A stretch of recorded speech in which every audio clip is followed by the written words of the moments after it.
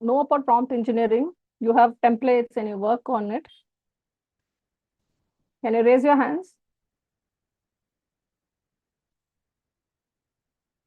Yes? Okay, great. So we've got around 2, 3 people, right? So before we get into prompt engineering, let's understand why they are why they are so much in demand and why it's actually useful. Okay. So yesterday we learned about Gen AI, correct? So this is a Gen AI. What is a large language model? Basically, large language models are capable of generating tokens, or they are capable of doing this generative AI using text or images, right, on a industrial level. They are called large language models because a plethora of corpus or information have been used to train these models. Am I making sense? That's what they are called as large language models. You can run a small language model. You can actually download Llama and you can convert your laptop or your home PC into a small language model without any internet also. Basically, then what happens? This model is going to use all the resources of your computer, your memory, your GPU, right? RAM, everything. And it can work as a 24/7 generative system. Okay. Is this clear, guys? The difference between a large language model and a small language model and all? Yes. Why we need to learn about this? Because we are going to do prompting by which we will control the outputs that we are going to get.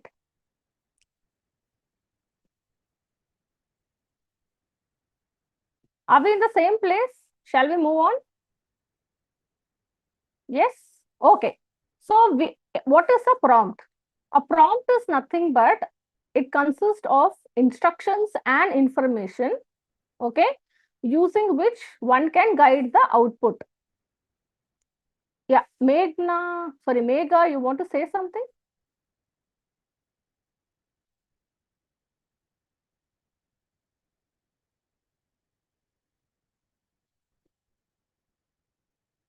Do you have anything to say?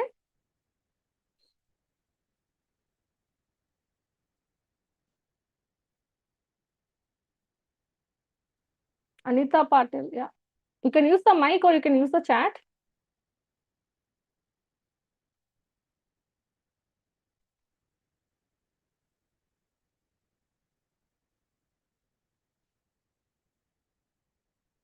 Okay, so let's move on, guys. So what is a prompt? It's a set of instructions and information using which you can guide the output from this particular program. Okay. So whether you're going to use it in Gemini, Claude, Grok, ChatGPT, DeepSeek, okay, they're all called as prompt only. So the information or the instructions that you write is called as the prompt. Okay. So let's do some demos. So you can see here prompt 1. So let's just try this. Let's go to the different chat. So you can see I have got Claude, I've got Gemini, I've got Croc, I've got Perplexity, and I've got ChatGPT. Okay. So first let's go to ChatGPT and I'm going to put this. What is polymorphism?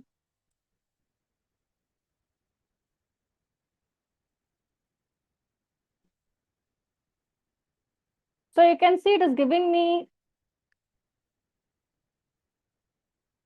some big essay, right? And you can also see that it understands the kind of conversations or how I generally ask it to. So to a certain level, ChatGPT has got some memory, right? Where it is actually storing my profile the way I generally chat. So if you guys try what is polymorphism in your ChatGPT, what are you getting? Are you getting a similar output or something different? Can everyone try?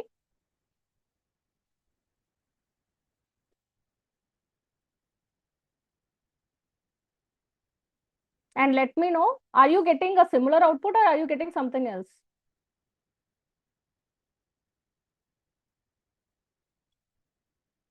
You're getting the same thing. Okay. What about others? Okay, so let's go to Gemini and we will ask it.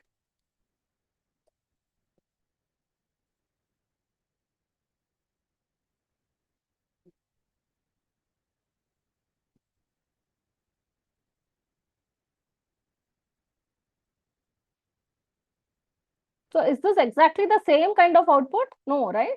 Can you see that? So here my ChatGPT was giving polymorphism is an oops concept, types of polymorphism, real world analogy, why it is powerful, right? So let's look at Gemini, what it said. It's talking about what it is, how it works, two types, why does it matter, correct? Let's do in Claude.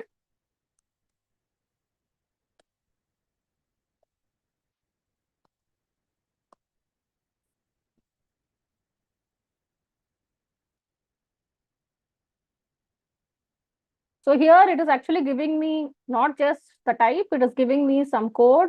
Can you see that? One code is Python, one code is Java.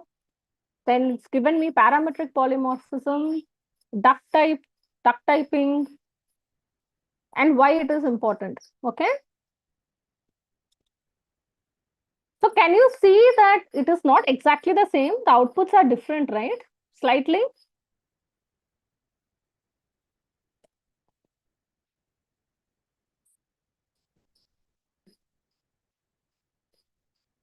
So here you can see it has gone to biology, genetics, programming, chemistry. Can you see? So this is the most different. So polymorphism is the ability of a single entry to exist or function in multiple forms. Then it's talking, perplexity is talking about biology, genetics, programming, chemistry. Okay. Then let's do Grok.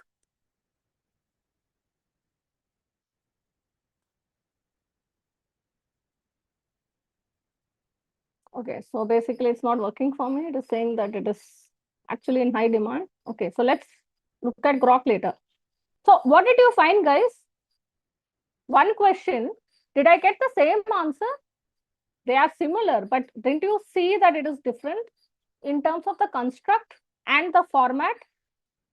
How many of you agree? How many of you do not agree? So people who agree that the outputs were different across different LLMs, can you please raise your hands?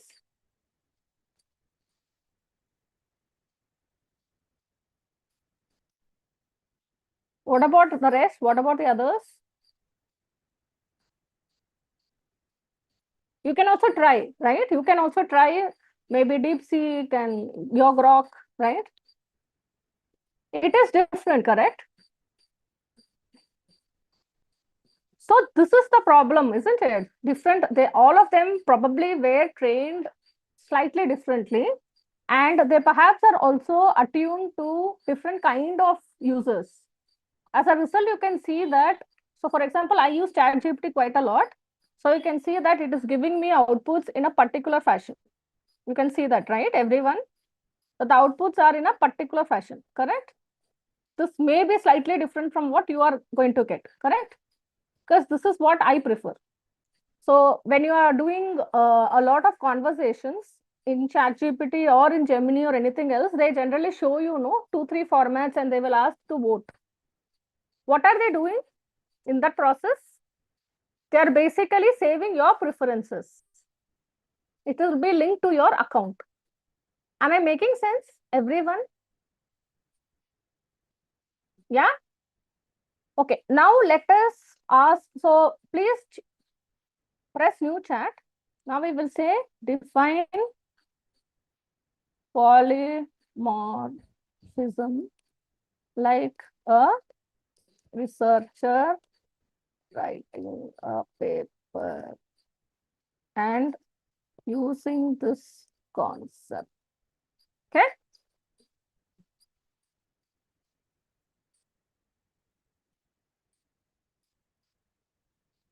Can you now see it is now giving me some other output?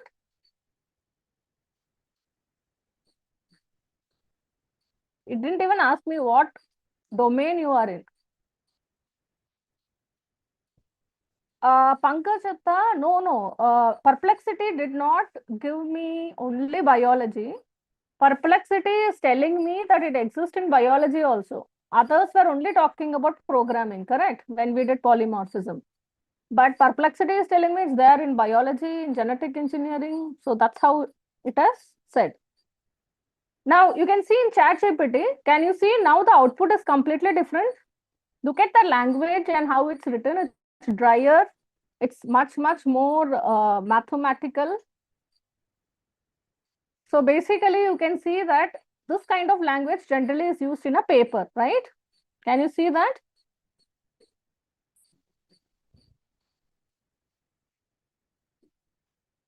So you can see it has multiple subclasses, right? It's gone into mathematical interpretation of this conceptual computer concept, right? Can you see that?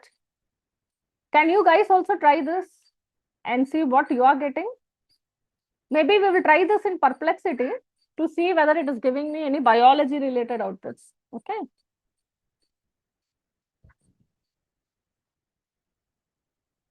Okay. So let's put this.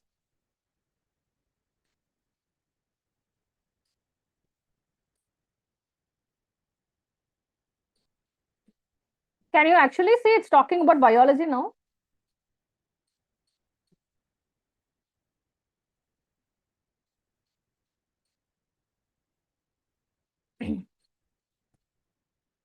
Can you see it's actually talking about some biology related things, research, right? Okay. Let's go to Claude.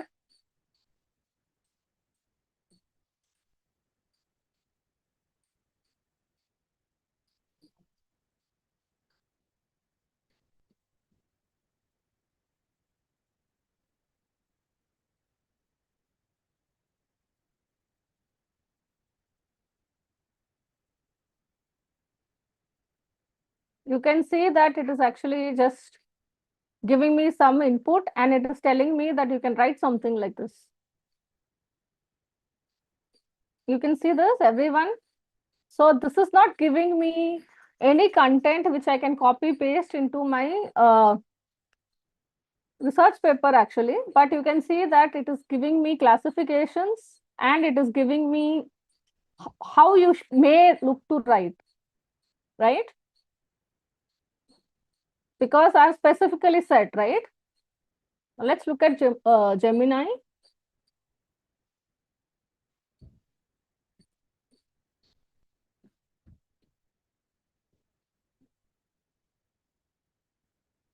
So you can see it's giving me a theoretical framework, formal represent. So you can see this is almost like your chat GPT. It's giving me very mathematical interpretation, but this is much more succinct, right? Yeah, Sharath, you want to say something? I've asked you to unmute yourself. You can either use the chat window or you can use your mic.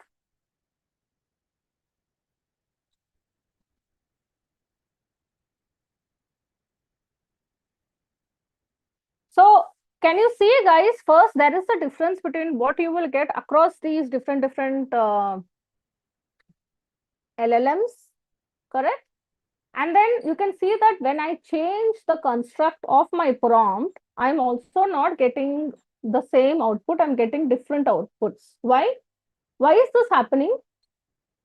When I change the structure of my prompt, you can see that there is a difference, right? Define polymorphism was an open-ended question. Define polymorphism like a researcher writing a paper and using this concept is actually, you can see, I am giving it certain guidance on what kind of output I'm looking at, correct? Yes. So here you can see I have given it a role. I am giving it a purpose. And I'm also saying that how I would like to use this output. Can you see this? I have defined three things here, correct? Let's try one more.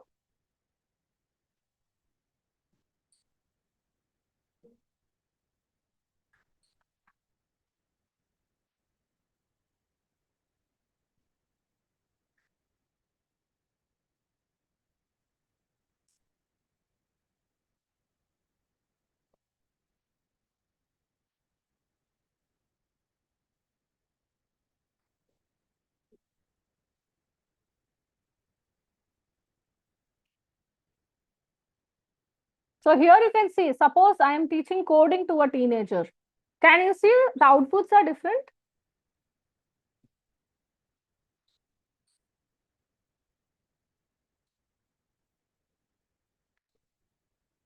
Correct?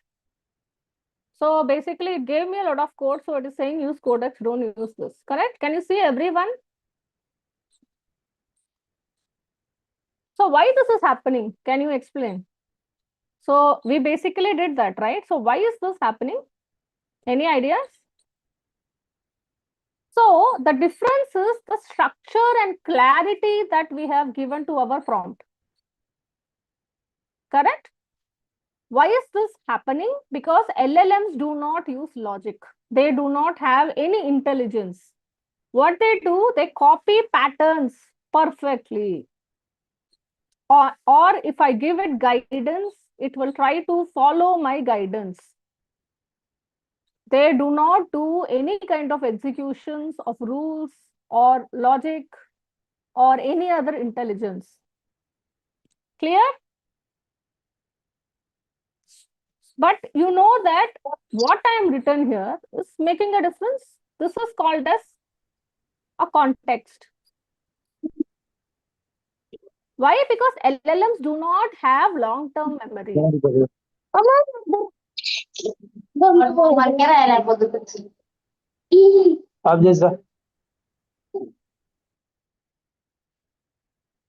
Okay, they do not have long-term memory. They do not remember everything that someone goes through or what it has generated forever. Okay, it's not an IDE like that. What does it do? It basically responds to the different prompts that are input into the system. And the way in which it responds it generates the next token based on the entire conversation. Correct? So what is your context? It is the prompts you have given. It is the output it gives. Maybe you again prompt. This is the reason I told you to basically press new conversation or new chat. Okay. So what I'm doing, I'm removing context. I wanted to consider this second prompt, which was an improvement over the first prompt. Okay. To be considered as a completely new prompt without any context. Why? Context includes everything that you write, everything that the LLM has given you back. What are the system instructions? Suppose you uploaded some files, everything becomes your context. Is it clear, everyone? So let's try that also. So let's say, so this is why when you go and you possibly do, you write again and again, right? So here I'm not very happy with this. So what I can say, okay, this seems very, let's try to teach with textbook like language. Okay.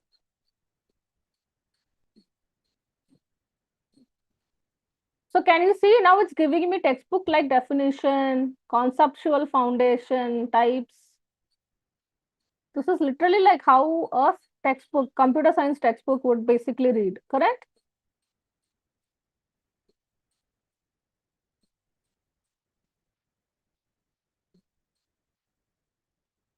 So I think most of us do this. This is called as iterative.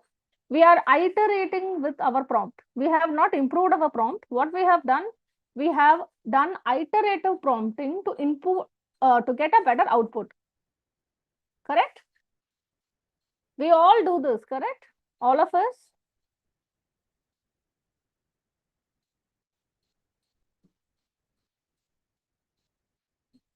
So now, okay, this is not engaging. Make this engaging. Okay.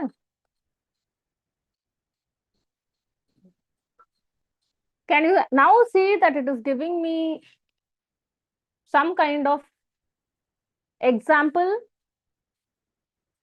and it basically is telling me how this particular concept is used in that example,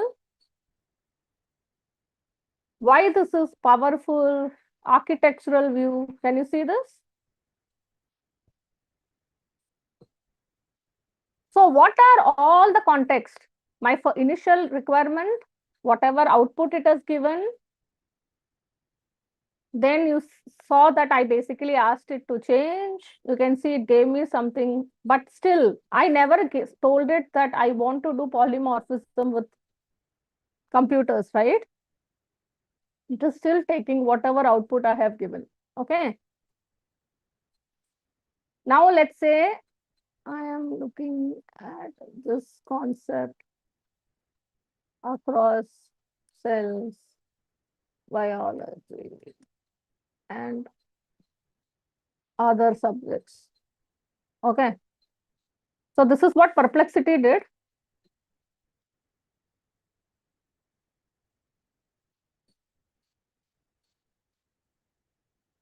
Can you now see? It is telling me it is biology. Also, it is there. It's giving me some images, cells, in chemistry, in linguistics, computer science, unifying. Can you see? It's given me a nice table. Yes. So we say that Perplexity is superior because on the first go, I actually got this kind of output. It was looking at all kinds of subjects and it gave me a broader perspective. Okay, so that's where we say that Perplexity is much more superior and more factual. Am I making sense, everyone?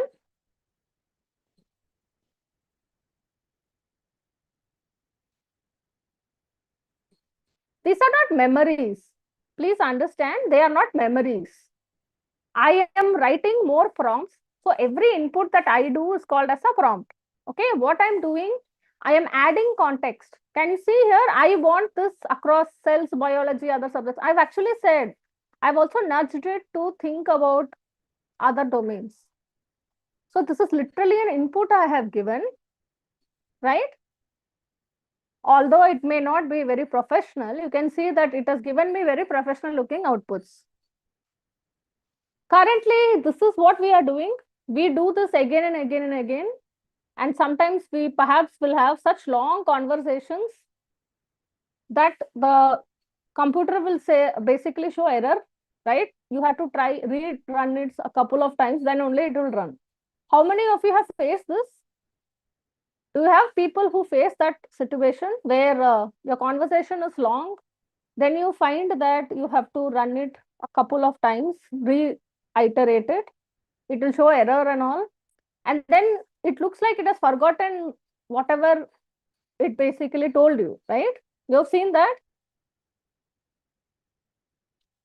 correct? So now we are going to understand why this is happening. Okay. So let's come back to our concept. So like I was telling you, this prompting, it is not just having the memory is not with respect to what you are inputting as prompts. Okay, the memory is more towards your settings. Okay, maybe you can say that I prefer this kind of output. Okay, that is your settings. So whenever you are going to log in with your ID, your settings will be remembered by the system as such. Okay. Then you also see that if you look at ChatGPT, it has got some modes, right? So there is one more thing which is available as settings. Let's see that also. Can you see here? Okay, ChatGPT is not showing, but look at this. Can you see it's saying fast, thinking, pro, advanced? Can you see that? In Claude also you will see this. Here it's showing some models. Sonnet, extended, then you have more models. Okay. So here also you will see that it has different models, correct? Uh, so you can actually see Perplexity is using Gemini. Can you see that? So Perplexity is using Gemini, Claude, OpenAI, Kimi, Grok, all of that. Can you see this?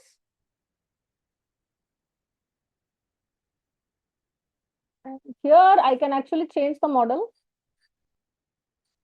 Yes. So what are these? These are going to be instructions that go into your memory, because it's going to, because this is an API, or it is a program which is either going to run on the internet browser, or it will run as a app. It basically needs to do certain things like have your login credentials and your preferences, maybe your colors, whether you want it in dark mode, soft mode, right? Light mode.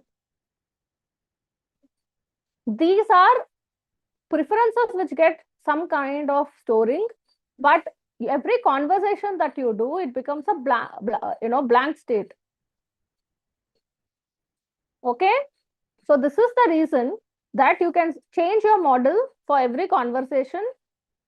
It will reply to you taking that particular model or that particular writing style into consideration. Your inputs are what? Everything that you put, all iterations that you do, okay? Whether you are going to run it in an app or in a web browser, you will find that it will sometimes give you different outputs. You can you can upload some content like a PDF file, and you can ask it to refer to that also. You can ask it to search the web also, right? You can give some system instructions. These are all your context. Am I making sense? So whenever you are in the same chat window, your context will keep on growing. When you change your chat window or conversation, you find that a new context has come. That new context will be defined by your prompt only. Is this concept clear?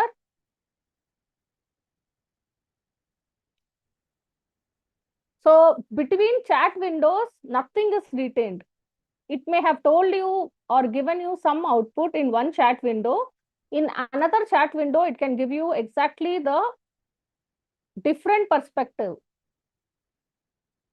because it does not remember all of this. Yes. So what is the advantage of this? There will not be much of data leak. You will not mix topics, right? So topics don't get mixed. It's possible for me to have two different purposes. For example, I could have had one chat where I'm looking at polymorphism for a computer tutorial. I might be looking at polymorphism in cells for some project. I might be looking at polymorphism to do some other writing in another window. They will not get mixed. And also, we know that majority of users are all logged in only. You will not be able to see my chat. I will not be able to see your chats. So this is the advantage of this current system. Okay, why we are learning about context? Why is context important?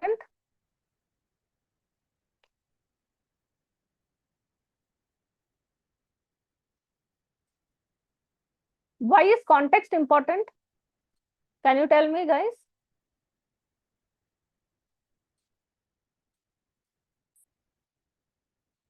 Why is context important? Because of this, how it generates tokens. So your next output, right? It is the output is through tokens. Okay, a token is merely a word. And how will it be generated? Based on your conversation, your complete window history. It does not give, it is, see, none of these ChatGPT is aimed at precision. Please remember that it is not working towards precision. It is not predicting also. It is simply generating based on probability. So you can see this is actually Bayes theorem, right? Conditional probability, right? That is where your context becomes important. Am I making sense, everyone? Unlike ML, Your LLM is not going to predict anything. It does not understand anything. Yes? Does anyone have a different point of view? So then you can ask, what are we paying for? Because we know that different models, there is some cost associated with it. So what are we paying for? So whenever you are basically paying for or you're upgrading your account, for example, I think Go is free for a year. So if you go, you can upgrade if you're in India, you can go and upgrade to ChatGPT Go. So you can see that what does it mean? Basically, it is giving you a longer conversational window. It is giving you a different GPU power. That means more processing. It takes possibly, more servers. So I'm basically paying for that infrastructure, which is enabling me to do more processing of tokens, correct?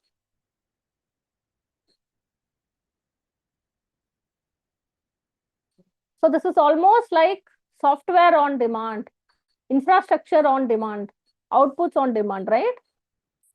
So what is your context window? You will find that once you upgrade, right, from free to Go, you find that your conversation threads are not showing so much of errors. I can have longer conversations. It's possible for my conversation to last maybe for a a number of pages. It will still be processing. Yes. How many of you have upgraded ChatGPT to ChatGPT Go and you saw that I don't see errors and I can have a lot more chats or prompts? Did any of you try that?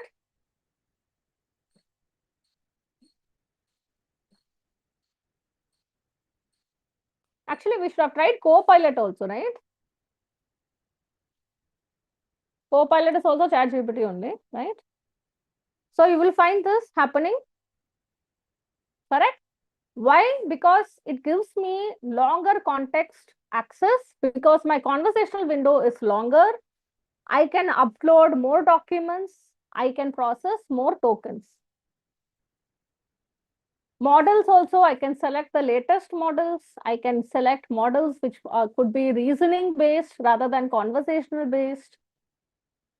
Okay, I might, because my context window is longer, I might have less hallucinations. Because my processing is more, I'm paying for infrastructure, my responses could be faster. Similarly, I can also be paying for advanced capability. So for example, I might be doing data analysis. I can be writing code. I could be probably drawing some, generating some images, right? These advanced capabilities also come into the forte. Is it clear?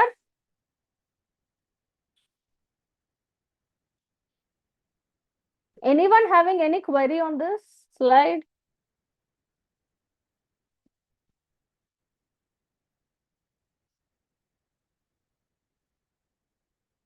So now let's understand what are tokens. Because at the end of the day, you're paying for more tokens to be processed, right? This is basically what we are looking at, right? Why? I want this. I'm going to pay for this to facilitate this, correct? Or to facilitate advanced capability, correct? I don't necessarily need to have a say on what models till the time this model does my job, correct? They are product features for me. But I am very much concerned about paying. So what is the outcome of that? I perhaps get advanced capability, like I can put data and it can give me some output, or it can give me more tokens, right? This is basically what I am very much concerned about. So what are tokens? Tokens are, so whenever you're writing something, no, as a prompt, it is basically broken down into tokens. So these tokens are considered and output tokens are generated. Am I making sense?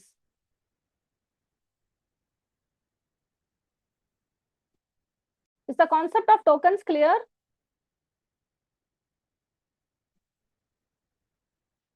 Okay, so how better we can understand this? So I think we're all teachers, right? So all of you use a blackboard, correct? So consider ChatGPT to be like your blackboard. You're writing something using chalk, right? So you write something using chalk. So consider what you write like tokens. These are tokens.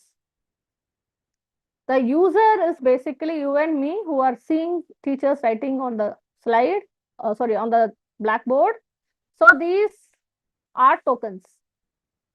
That's the analogy, okay? Am I making sense?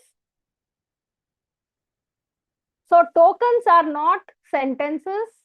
They are not even words. They could be part of the word. They could be full word. So it's possible that if my prompt is data analytics is powerful, the corresponding tokens are data analytics is powerful. You can see full stop becomes another token. It could also be that I have a complicated word, internationalization. So the tokens are international and ization. Can you see this? So tokens are not exactly words, they are parts of a word.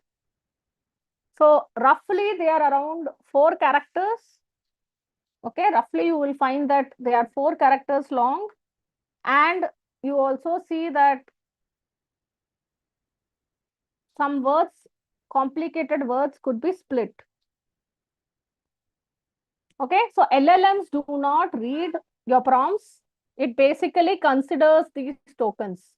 So what does an LLM do? Once you do your prompt, it gets broken into tokens. Whatever is considered by the LLM are these tokens.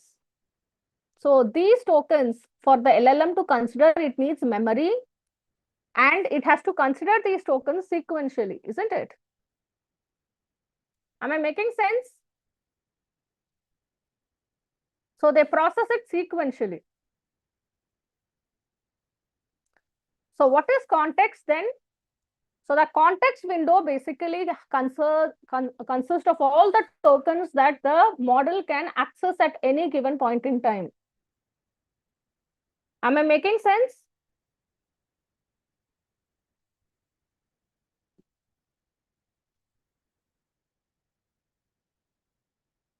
Is it clear?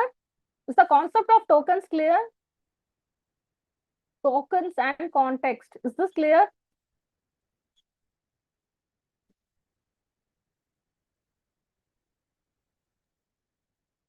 Yes?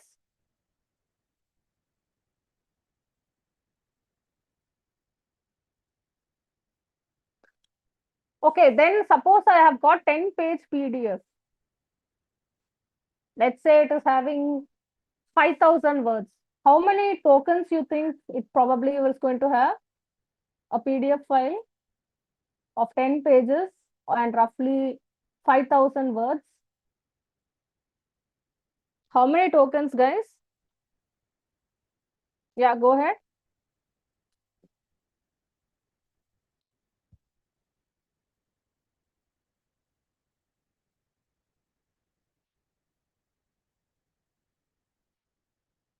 So roughly a word is 3/4, I mean, a token is 3/4 of a word. Okay. So basically you can consider 5,000 word. Every word is like, a token is like less than a word, right? So you will find that suppose you are having 5,000 words, then that is roughly around 7,000 tokens. Yes, correct. That's correct. Is it clear, everyone? Am I making sense? Yeah, Shyam Rao, you can use your mic if you want.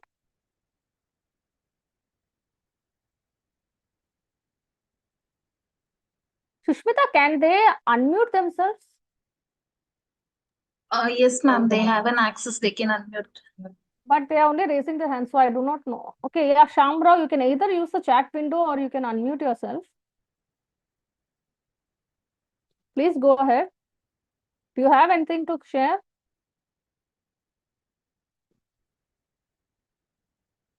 Okay, is this concept clear to everyone?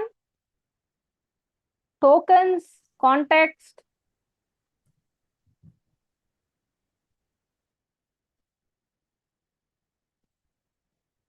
So let's put it all together. So let's understand this. Prompts are converted into tokens. Tokens are placed in the window, right? Context window. Model predicts the next token. And not only are these are converted into responses, which adds even more tokens, correct?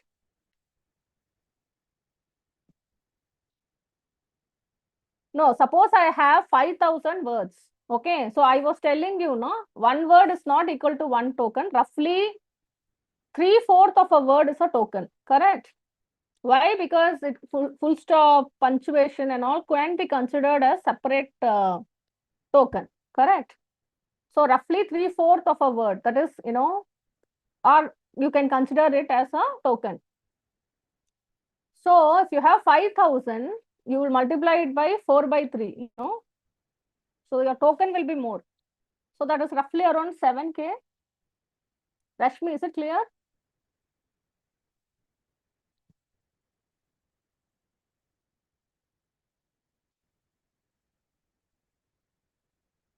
Okay. So let's understand this, guys. So your prompts. So every time you write some prompt,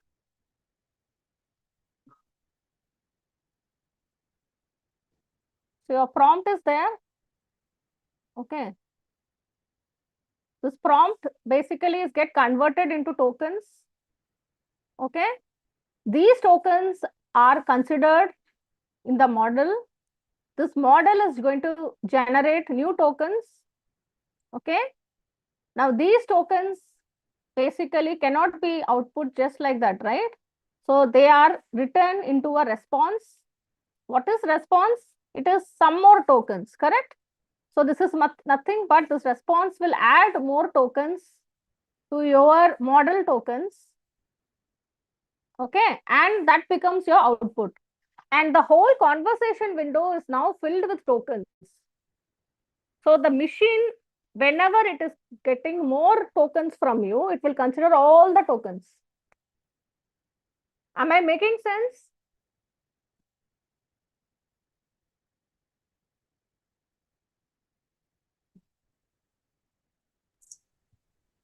Good So afternoon, I ma'am. think, yeah, tell me. Smart. When a prompt is converted into tokens and all, how can you find that that is an authentic information that we are getting there? Because different platform is giving different information, no? So how can we say that it is a reliable or authentic information we are getting through this GPT and all? Okay, so basically you will find that I was telling you, you can change how it writes. So in programmatically, we can change the temperature. We have two concepts. One is called as temperature. Another one is called top_P. We can limit them. Temperature basically means should it be factual or should it be more creative? Okay, the value lies between 0 and 1. If you put this temperature to be programmatically, I'll show you. If you keep the temperature to be near 0, it is more factual. If it's more towards 0.9 or 0.8 or 1, it is going to basically be, you have less guardrails, so it will write very creatively. Creative basically means that it will go in all directions. Okay. Authentic and all, see, there is no way to say, you cannot compare that ChatGPT is better than Gemini is better than, that's not possible because they actually have different spaces or uses. Am I making sense? Generally, that whenever you use ChatGPT, they are for people who use more text, more mathematics rather than images and videos. Gemini is for people who use a lot of videos. Okay. And Claude is for people who use a lot of app or computers related thinking languages. And we have what else is there? Grok is like human-like writing. So they have their own selling points. End of the day, they're all products. So it's like you have different fridges. I cannot say that LG is the best fridge. LG could be better than Samsung fridge in some parameters, but there is no exact way of saying this is better than that. Does that answer your question? Yes, ma'am. Okay. So, but all these LLMs, irrespective of whether it is Gemini or ChatGPT, the concept of token remains. And this is the reason why we are going to learn prompt engineering, because you can see there are so many tokens. So you saw what I did, no? I started writing something, then I changed it, then I said, can you please look at it across domains? So think about how I actually wrote very less prompts, but look at the outputs it was generating. Now, if I'm going to keep on doing this, look at the kind of tokens I would have generated. Okay, this is the reason why when you do iterative prompting, probably like you didn't have a specific structure, it is actually going to show you error, or it is going to reset its tokens. So it will be slow, it will hang. You probably have to, change the window. Once you change the window, what happens? Your context is lost. Am I making sense?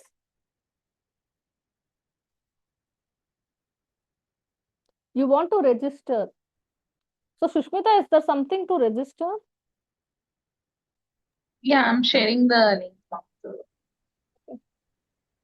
So guys, we will take a break. Sushmita, do you want to talk about some registration or link? So I'll just go No, mute. actually, ma'am, for this program, if they want to attend, they have to register before. I think the sir is asking about that the registration link. I'm just sharing it in few minutes. Correct. Yeah, Prajakta, yes, long prompts are expensive, but ill-designed short prompts are going to be even more expensive, because I get very long outputs. And then I told you, right? If I'm in the same conversation window, everything is considered as a token. So long prompts are what you can see, they are converted into tokens, correct? So what are tokens? The model is tokens are nothing but 3/4 of a word. So suppose I'm going to write very long prompt. My prompt is around 500 words. How many tokens is that? Or let's say it is 100. Okay, 1,000 words. How many tokens is that? It's around 1,250 tokens, correct? Now the model is going to consider 1,250 tokens, and it's going to predict more tokens. Then it has to convert that into an output. So more tokens will be added. So by the end of this process, I perhaps will have 3,000 tokens on that conversational history. Okay. If I'm going for a free use of the software, generally, I think the tokens are restricted to around 8,000 or 10,000. Yeah. So Manisha, we will do demos for exactly these kind of, we will do different kind of prompts. We will learn how to write these prompts. Okay. In the second half, we will take a 10-minute break. Okay. Everyone. So we will take a 10-minute break. We will be back. Also, please understand, anything that you are going to use an LLM for, it is available for the model for 30 days. That means that it is no longer confidential. Okay, so please keep that in mind. Do not put confidential or personal information into any LLM. Okay, including your keys and all, or emails and all, don't put it in LLM. Okay. So now this is 3:55. We'll be back by 4:05.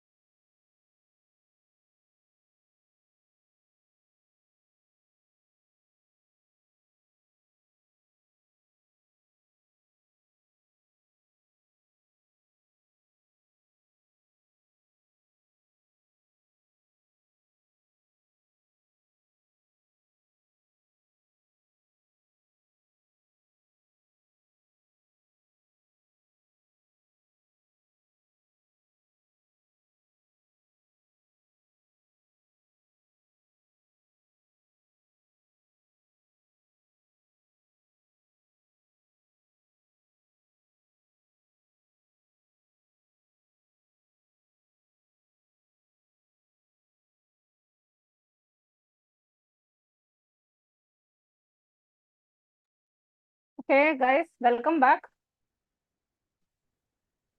So we will go on. Anyone having any questions or queries? Because we're going to learn prompt engineering. Okay. So what is prompt engineering? So we learn what is a prompt. We are going to basically write good prompts. What are good prompts? It are effective in getting the output that we want in one go.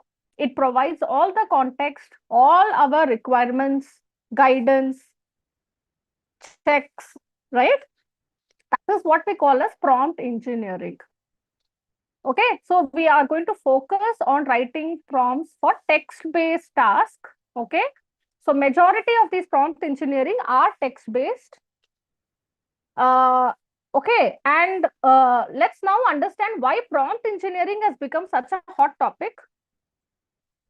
So I'm going to show you a demo where we can actually use prompt engineering or, okay, as a layer in a particular program, intelligent agent program. Okay, I'm just going to share my screen so that you can understand why there is so much of hype about prompt engineering and maybe why this is the way forward. Okay, so here you can see I have got a code. I'm basically creating a sprinkler agent. Okay, so basically I am going to control the time of an agent. You can see I have put my ChatGPT API key. Okay, I have taken this model of weather. You can see this. You can see this is a simple Python. This could have been a Java program or any other program, right? So you can see that I have got some models on dynamically taking temperature, weather, evaporation rate, then what to select. Okay, now you can see I have got a prompt here. I've got a huge prompt here, correct? And you can see I am using this as a program. Can you see that? I'm putting my prompt into my ChatGPT or OpenAI. Okay, I have put my key. So I'm going to take this model. I have put my prompt inside this. You can see this is a low temperature I was talking about, right? I want it to be more rational, less creative. Okay. And you can see what is the action. I am going to now get output from this particular prompt, no? Because once I have, this is my response prompt that this particular OpenAI generates. I save it here. Now I will take the tokens from my response prompt, and based on the response prompt, I am actually going to do action. Can you see this? Okay, so this is one pre-run program. You can see that if I put the weather, it is deciding that it will take high. So basically the pressure of the sprinkler will be high at 8 o'clock. Once the moisture becomes 30.3 degrees, it will stop. Then at noon, it is going to be at low pressure. Once the moisture becomes 34.27, it stops. At 4 o'clock, you can see that my pressure of the sprinkler is high. The moisture should become 45.4 degrees. And at 8 p.m., you can see that again, the LLM action is, I'm going to do high pressure watering.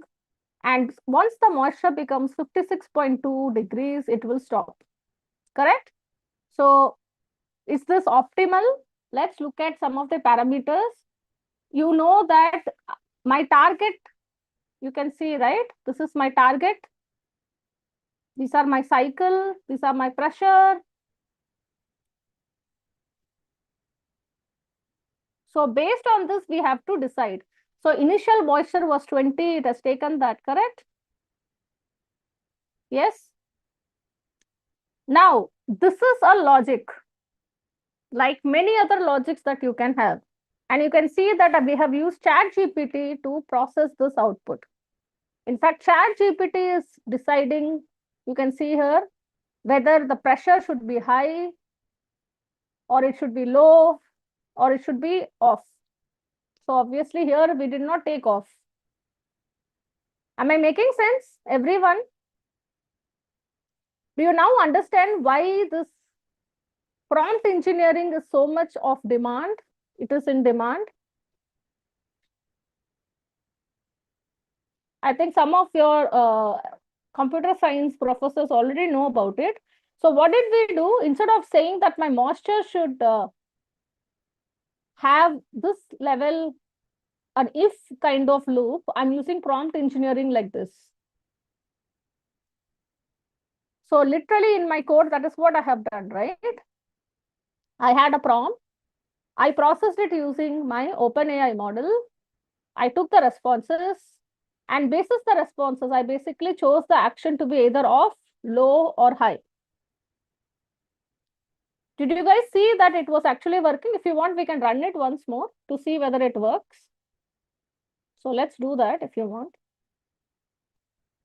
So this is a single code program. So I can say that this is going to be, say, hot. Okay.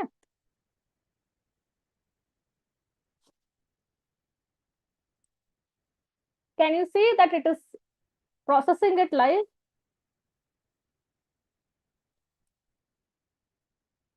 My target was 65 degrees, but you can see that this is the most optimal cycling and pressure of the sprinkler that it has come with. And you can see that it has computed. I have other components, right? Like scheduling and other things. So they have basically computed till what temperature they should do. They give inputs to LLM, and the LLM decides what should be the pressure of the sprinkler. Is it clear, guys, how LLM is actually going forward, going to determine how coding can happen? Everyone?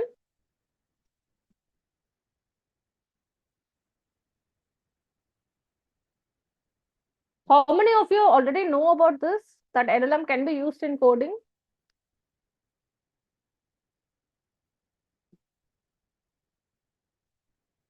Hello?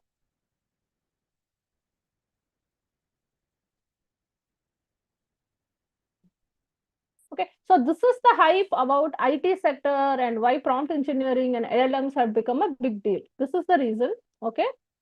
Now let's understand how can I write a good prompt. So there are 7 components of a prompt, okay? So the first component is a role. You have to assign a role to the prompt so that it can, yeah, okay. So that's why we are going through this course. So the first component of the prompt is you have to assign a role to the prompt. Okay. So the role could be that, let's say you are evaluating some papers. Then you can actually tell ChatGPT that you are an evaluator, right? So these are the set of inputs. Can you please check for this, that accuracy, working, this, that, correct? So you have to definitely give it a role. Okay. The second is what are the inputs that the prompt has to work with. For example, I gave some context, right? That explain polymorphism like a researcher who's writing a paper. So what I'm giving so many inputs, no? So what did I say? The role, you're a researcher, that becomes the role. And what are you doing? You're writing a paper. So that is the input, correct? So that is the second component. What is the task? You have to explain that polymorphism concept to me so that I can use it in the paper, correct? So that is the task there. I could have also put constraints. I did not put any constraints. The constraints could be that, please limit yourself to this. If I am writing with perplexity, then I can say that please limit your polymorphism definition to one domain. That can be a constraint, correct? Similarly, I can say that I want the output to be in this format. So here you can see, I'm saying choose action. Instead of saying that, I can put a constraint saying that you can only select one action at any given point of time. And I can say that the action output needs to be either off, low, or high. So that can be a format. I'm forcing the system to give me output. So if you look at our program that we basically just run, let's look at the prompt here. And let's see whether it is following what we are saying. Can you see here? You are an intelligent irrigation control agent. So this is what? This is the role you are giving to the ChatGPT, correct? You can see these are inputs. So you can see that I am taking these inputs from the system. So it is basically recording these inputs, right? So I'm taking these as inputs from the system. I am giving it a task, right? What is it? Maintain moisture within this loop. Can you see this? So what was the lower buffer? Let's see the lower buffer. So my lower buffer is 55. So my goal is to prevent it from moving below 55. My target is between 60 degrees to 70 degrees soil moisture. My lower buffer is 55, my upper buffer is 75. Okay. So you can see that I have given a task. I have given some format of reasoning. And you can see this is my constraint. Choose only one action. Can you see this? And output format, respond only with the action word. Can you see this? This is my output, okay? So my response is going to get the output from, you can see here, my OpenAI. I have then allocating it to action. Now I am actually going to check whether it's high, low, or off, and I am doing that action. Can you see that? So can you see this? This action gets printed here. Where is this action? The action was here, right?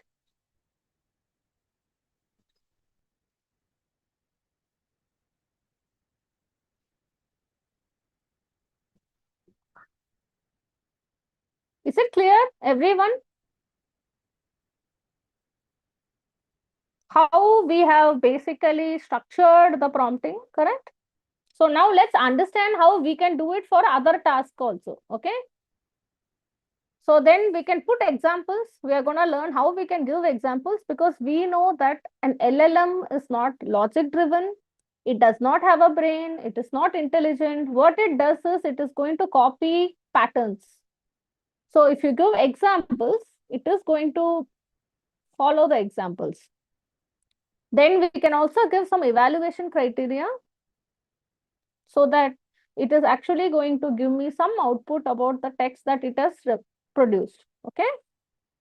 So let's look at the first component called as the role. Okay. So let's try it. Everyone open ChatGPT. So let's put prompt 2.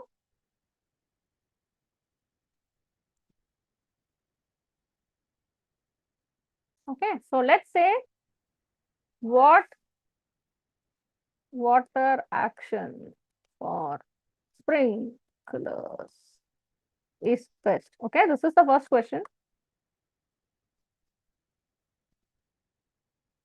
So can you see it is giving me something and all?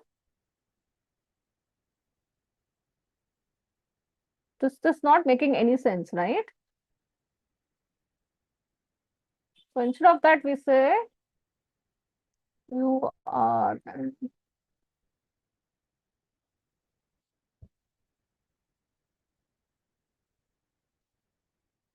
I'm going to share my Safari.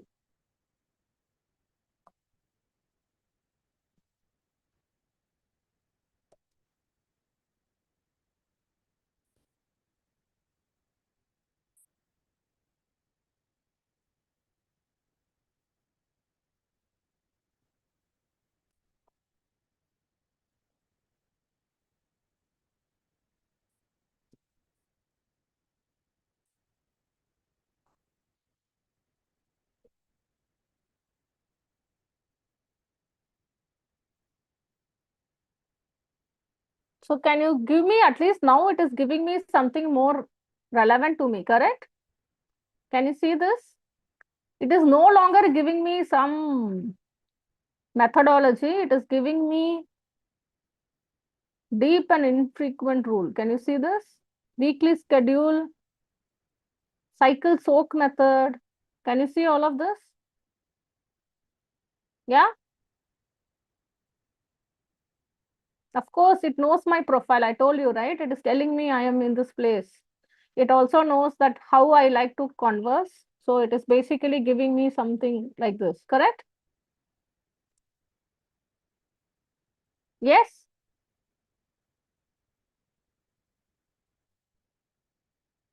So did you guys try it? So I will share the prompt here. See what output you will get.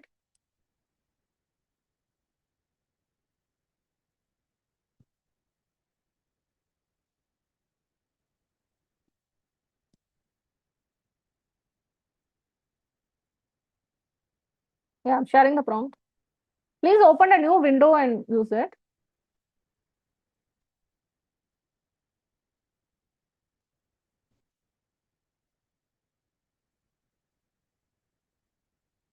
So what kind of output did you guys get?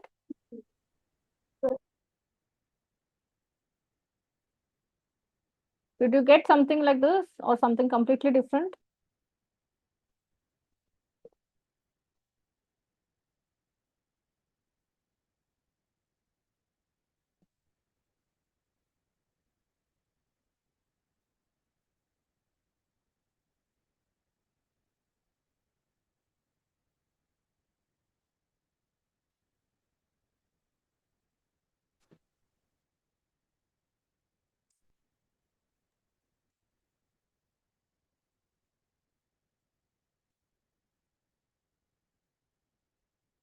Did anyone get similar outputs? Did you get similar output or no?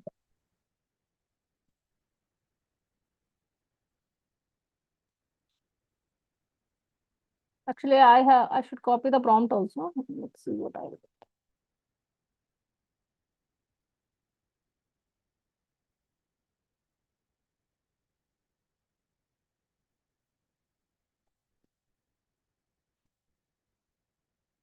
So can you see it is giving me some rules because it knows how I basically chat, right? But what about you guys? Did you get some output, guys? What did you get?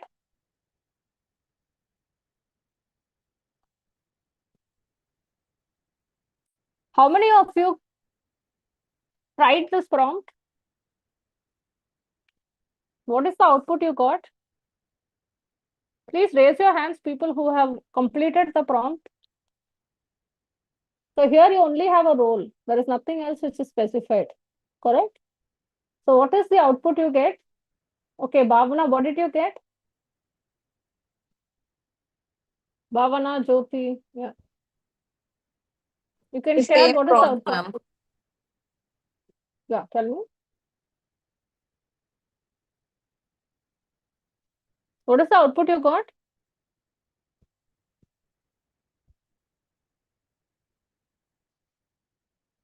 Hello?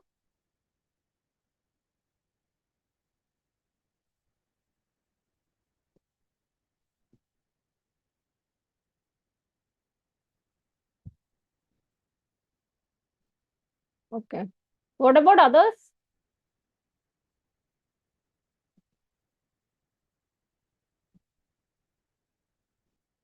So did you get similar kind of output or something very different?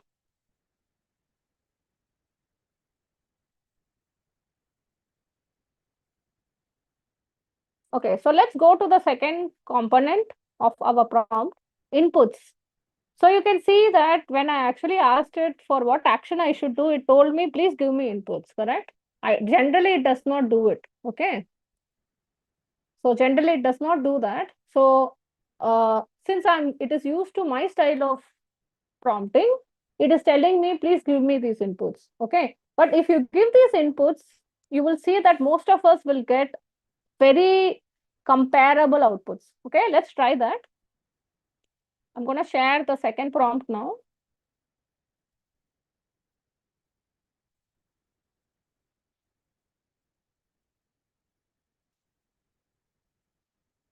Okay, so let's first try it.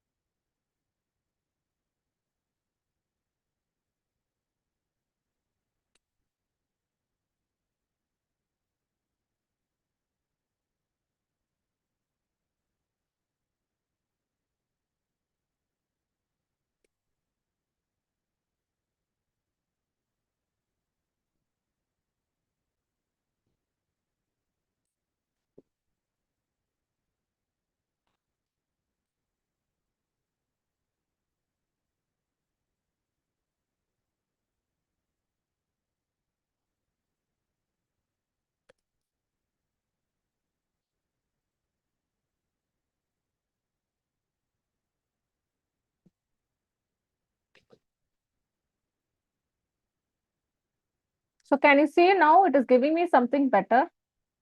So I'm gonna put this.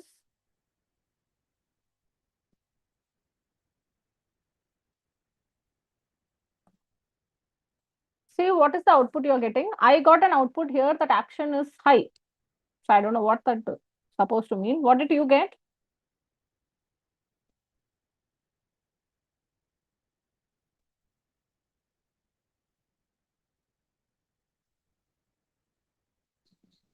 What is the output you're getting?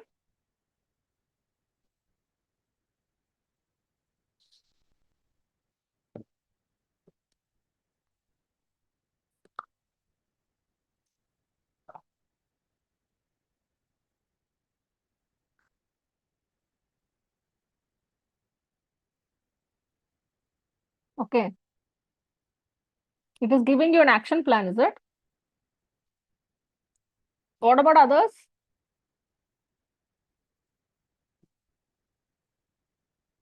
So can you understand my preferences here?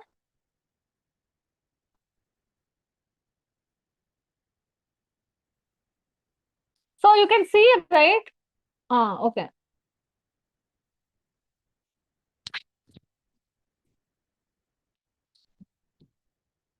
But still, isn't this much more actionable than what we started with, guys? So maybe we can even add our role here. You are an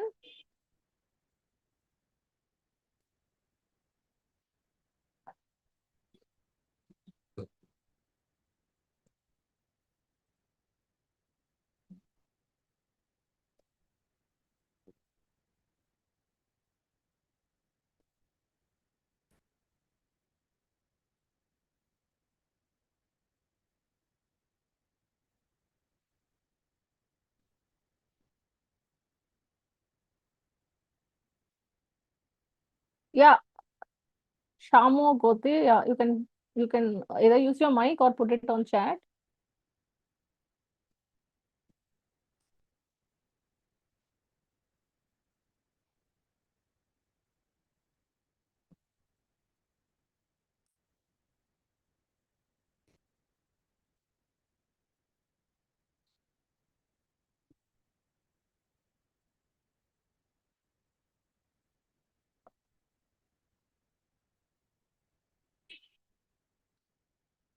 Okay, so I'm gonna take a new window of this.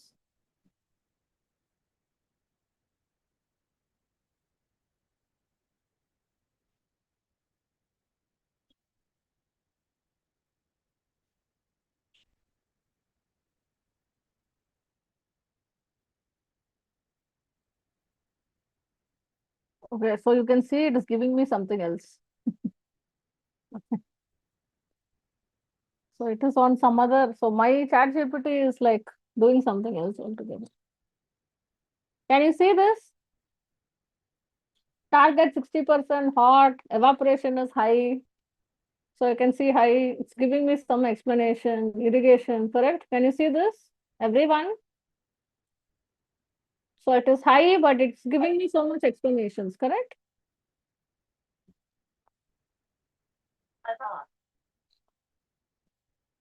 Everyone? Yeah?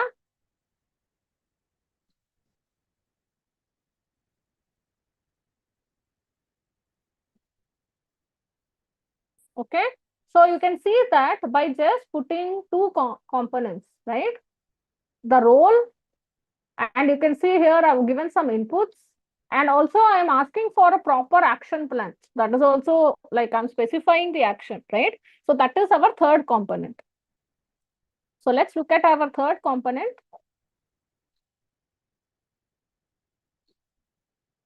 So the third component is, you can see output.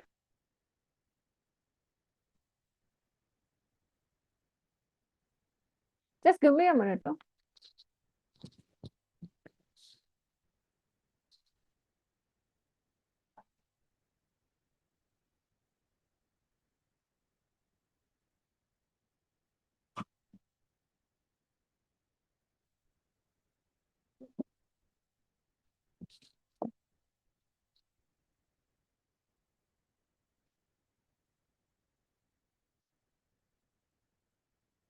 Okay, I'm back. 1 second. Let me share my screen. So let's go to our third component. Our third component is what? The task or the goals. So I am asking the question, right? What I should be doing. Can you see that? I can either ask the task or I can put a goal to it. Okay, Mr. Godi, can you please either participate or you can put it on chat? I don't know, you're raising your hands, but you are not giving any response. Okay, so basically, now let's put this as our goal. Maintain a moisture of 65 while minimizing water cost. Okay, so let's put that and try it in our chat GPT.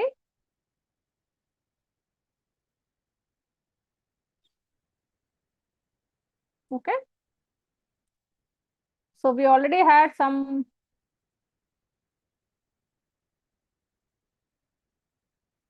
Right, let's do this.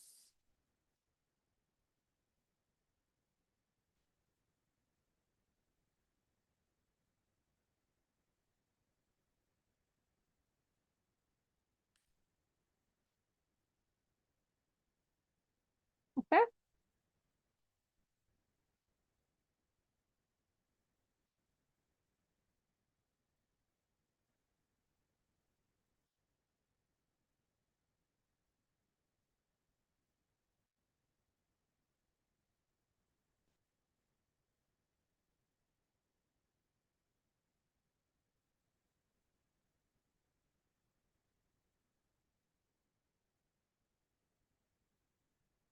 So we will get something. It is just processing. You can see it's taking a long time. Okay, so guys, you can also try to do that.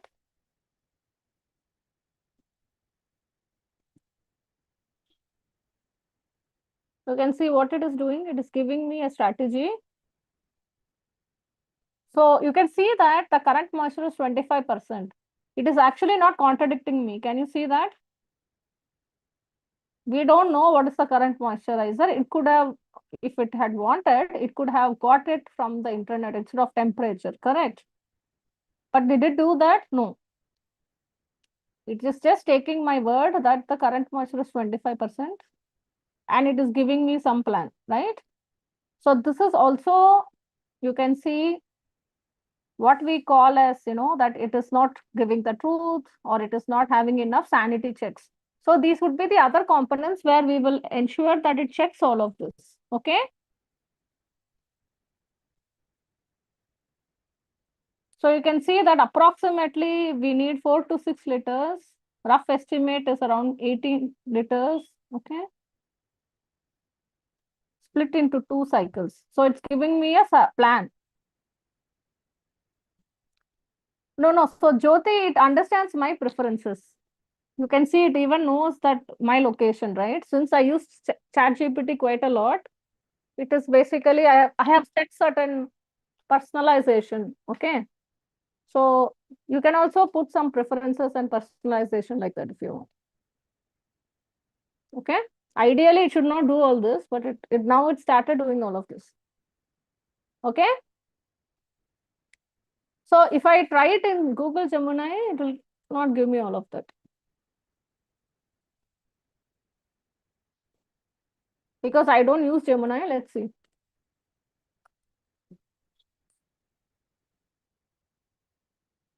Open new window.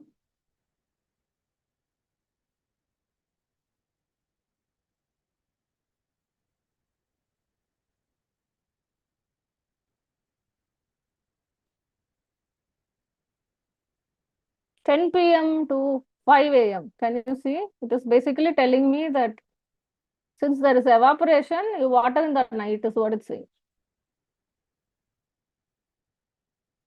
Okay, again, you can see it is not disputing any of my inputs. Can you see that? It's giving me some logic, correct?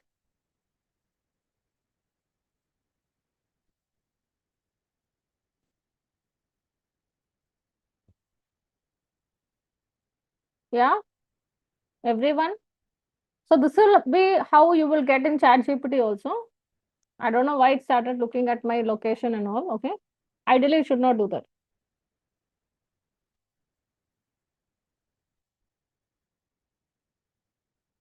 So there's nothing correct or wrong. Just see, look at the output you are getting, and if this is the output that you exactly wanted, it is good.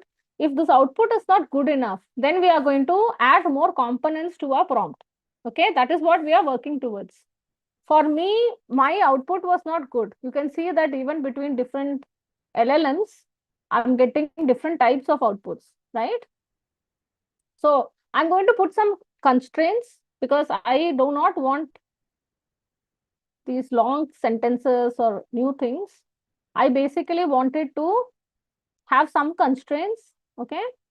So I'm going to do that.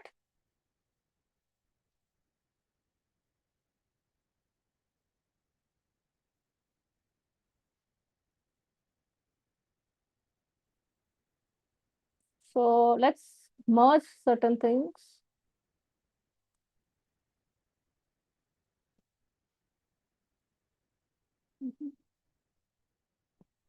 So you are, so I'm going to share my screen.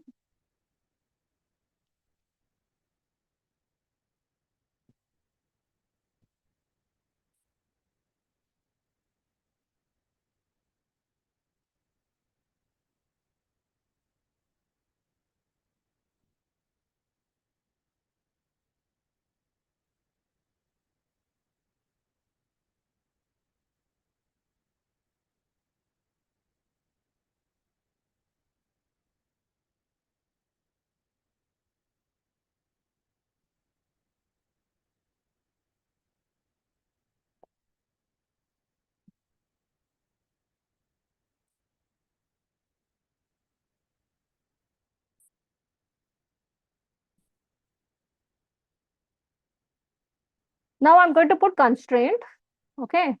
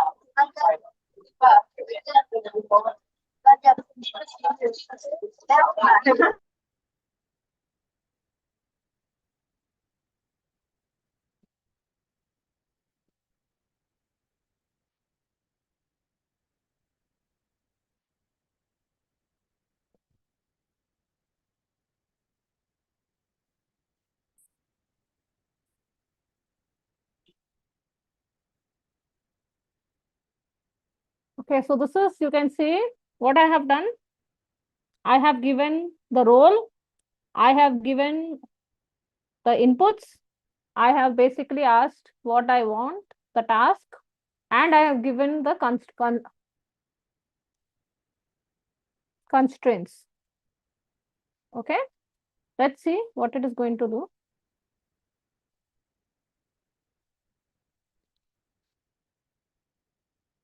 Can you see this? Low pressure for 45 minutes. Yeah. So I'm giving you this prompt. Try this. What are you guys getting? Tell me.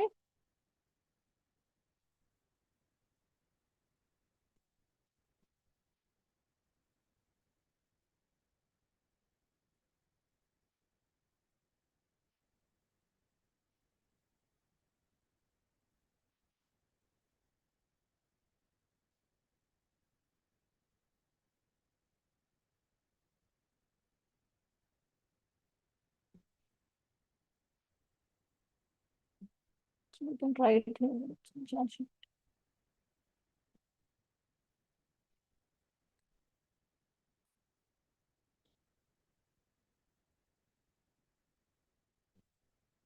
You did not get these high pressure 25 minutes, nothing like this. You did not get anything like this.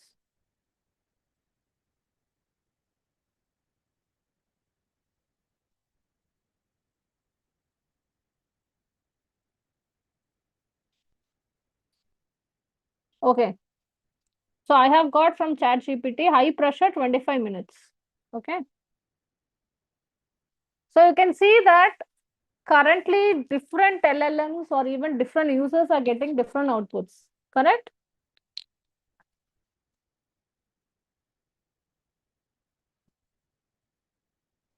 Correct?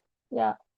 So we know that it is not giving me anything wrong or right, but at least now we know that the format is correct, right? This is the format in which I wanted pressure and how many minutes. Everyone is getting that? Yes? So can you see that there is some kind of unison in terms of the output format? Yes?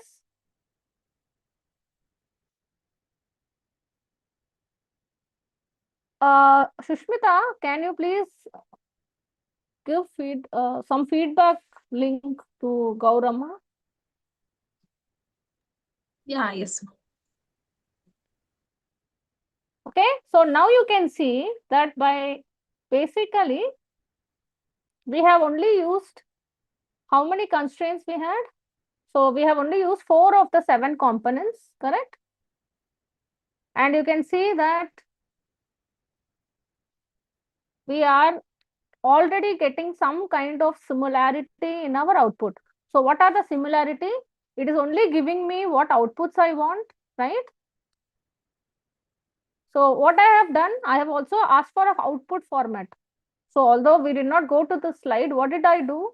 I actually told it that give me output only as action, what pressure and how many minutes, right? So it is already doing that, correct? Yes? Everyone with me? So we have already given the output format and it is following it, correct? So we have actually learned about 5 components of the prompt. What are the 5 components? Give it a role, give it inputs, right? The inputs should have bullet points rather than paragraphs because we know that everything costs a token, right? Third is that please you have to give what is the task, what you want it to do. Fourth is give constraints. Fifth is give the output format. Okay. Now, how can I improve on this? I can give examples. The model can learn from example. Okay. Now, till now, we have not given any example. It is called as zero shot prompting. In all our examples till now, we did not give any sample, right? Let's now try and give a sample. Okay. Let's do that.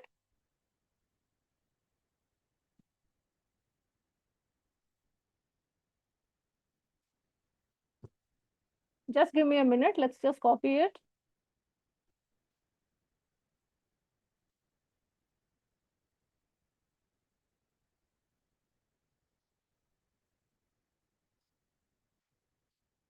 So let's take another example. Okay. And we will try this.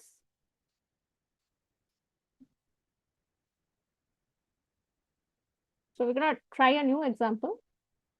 So here you can see that I'm giving an example question. What is GDP? This is the answer. Now I wanted to explain inflation in the same format.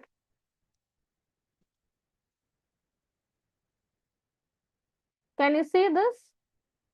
Inflation is the general increase in the prices of goods and services in an economy over time. When inflation rises, the purchasing power of the money falls, meaning you can buy fewer goods and services with the same amount of money than before, right? So you can try this example. Are you getting the same output? This is called as one-shot prompting. So I am actually using a sample, right? Making sense? So let's try this with our irrigation example.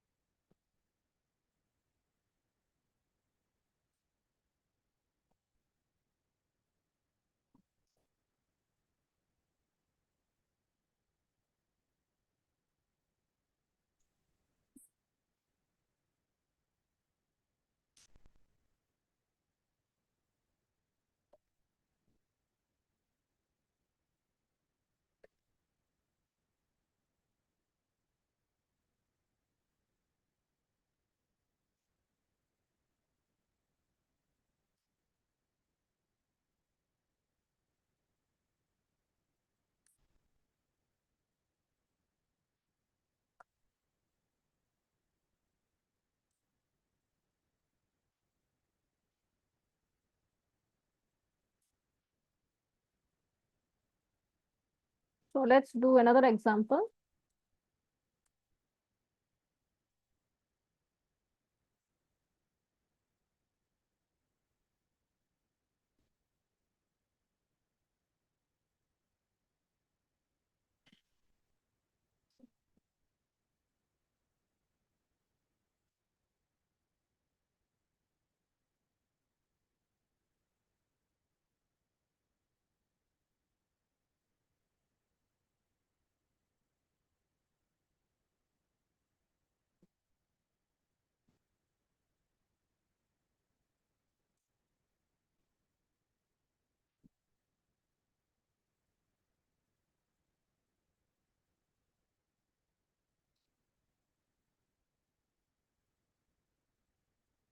So now we will just try another one. This is called too short, okay, or few short.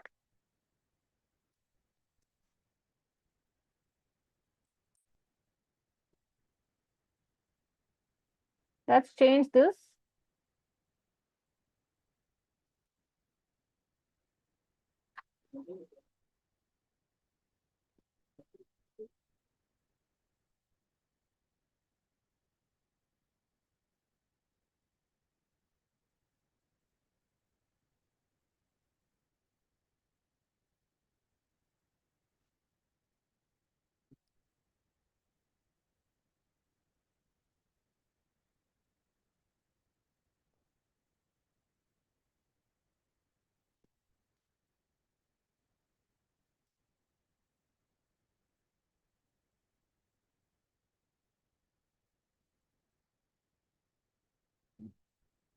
Okay. So let's see what it is doing. So can you see it is telling me do high pressure for 60 minutes? So everyone try this. Try this prompt.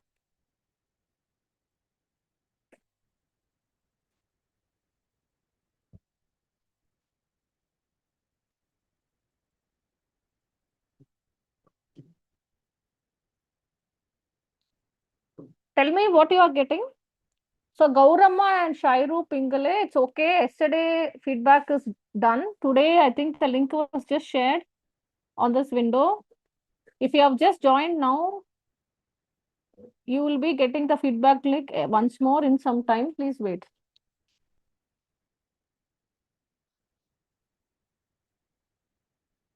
Okay, so you've also got high pressure for 60 minutes. What about others? Everyone is now getting the same format and the same output, correct? Yes? This is good, right? So can you see that using these 5 components of the prompt, we are actually able to get, see, everyone is now getting similar outputs, right? Okay, 60 minutes, 55 minutes, that's fine. Do you now see what it is? We have basically given examples and we have forced the system to basically give us similar kind of outputs, right? Even though it is not intelligent, now it gives us a feeling that it is thinking, correct? Yes? So how many of you got similar outputs? If you got a similar output, please share a thumbs up. So I would need another 5 to 8 minutes. We will just finish this and do some examples. Okay. So let's come to the last component, which evaluation criteria. Since we are faculty, we perhaps regularly will have task where we are evaluating someone else's inputs, right? It could be a research paper, it could be an essay, it could be a question answer sheet, right? So we can still make our prompt to evaluate these inputs. We can make it explicitly evaluative. We can make it fair. We can have some criteria which would be correct. We can have technical accuracies. We can put some criteria itself. We can divide it into mandatory and quality. Okay. So these are certain things that we can do. So our task is now, we will try to basically take the prompt that I shared yesterday, where we created, if you remember, a lesson for 60 minutes, right? For OOPS. And we will add this evaluation criteria. So I'm going to share the prompt. Just run it and let me know.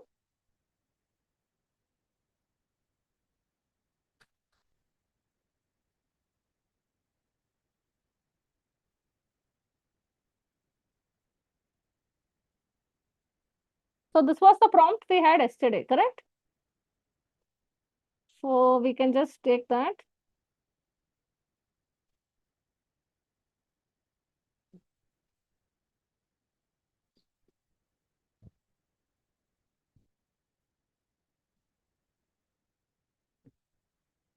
So I'm just going to take this prompt which I had yesterday.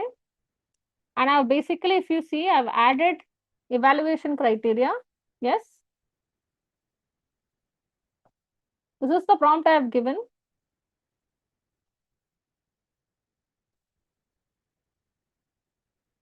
Can you now see it is giving me level in terms of recall, level 2, level 4, level 3, level 4. And you see that it is now giving me much more actionable kind of inputs.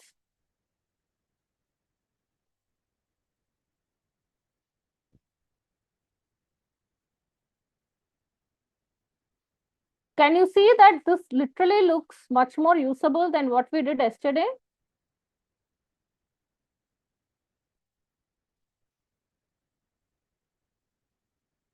Everyone, can you see this? It is even giving me a quiz, right? It's given me an assignment, visual summary. Can you see this, everyone? Yes? How many of you think that this is similar to yesterday's output? How many of you think that it has improved?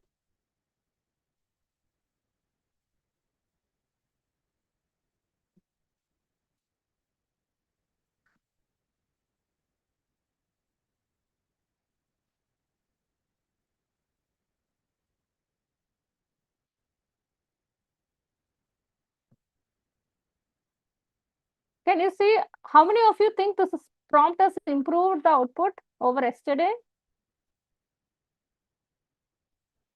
Isn't this giving you better outputs, guys? How many of you think yes?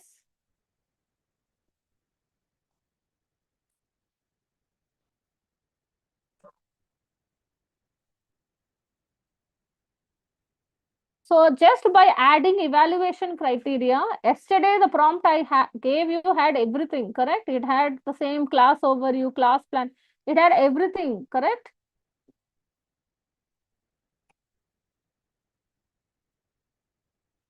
What it didn't have was this evaluation criteria. Now you can see that this has made our output much better, correct? Okay, so guys, we are not done with our prompt engineering. So we will continue with this class maybe for half an hour tomorrow, and then we will basically look for more demos, okay, tomorrow. So with this, I will end the session today. Hope to meet you all tomorrow. Yeah, So thank you, Shushmita, ma'am. there's been a lot of query on some link and yesterday. Yeah. Can I'll you let please them know. address? Yeah. Sure. Thank you, ma'am. We'll meet again by tomorrow. Yeah, so dear faculty members, like some are asking for yesterday's attendance link, as we already informed in this yesterday's beginning of the session. So the attendance link will be active only for 1 hour, that is 4:30 to 5:30. So if you have asked for yesterday's attendance link, which we can't share because the link is not activated, so I request please not to be asked for previous day's attendance link. And if you have missed a mark one day, no problem. From today, I request kindly attend the session and mark your attendance before 5:30. So the 60% of attendance is mandatory. So if one day of attendance has been not marked, it will be not an issue. Okay. Thank you all. We'll meet again by tomorrow. Thank you everyone for joining.